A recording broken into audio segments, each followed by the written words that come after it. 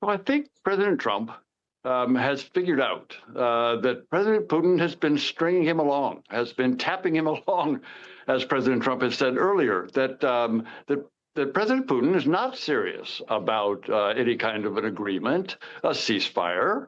President Trump had thought he might be. And I think the combination of a recognition that Putin is not a friend, that Putin is the problem, Putin is the obstacle to what President Trump is trying to do on ending this war, and the humanitarian concern about the effect of these bombardments, nightly bombardments on Ukraine. I think that combination is what has changed. Ukrainians do have Patriot missile systems, and they know how to use them. They use them very well. They use them very effectively. They know the value of these Patriot systems and others. So they're very eager to get more of them because they don't have enough. I think President Trump has indicated that, and with Secretary General, the NATO Secretary General, that European nations have some Patriot systems.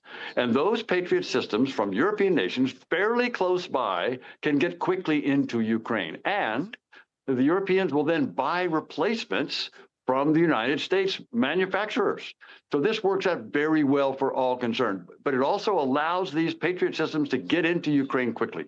The Americans and the Europeans are teaming up in a mutually beneficial way, teaming up to supply the Ukrainians with the weapons that they need over the longer term.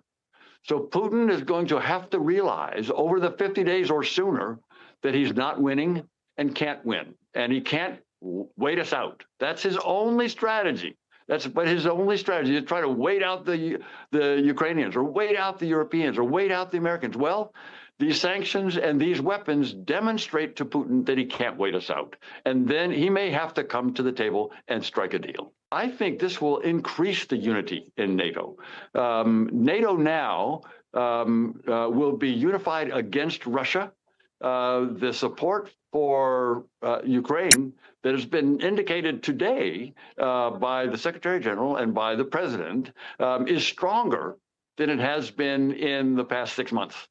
And the NATO summit last month was another indication coming from President Trump, as well as all the other NATO leaders, that NATO is unified against Russia and in support of Ukraine, and that continues today.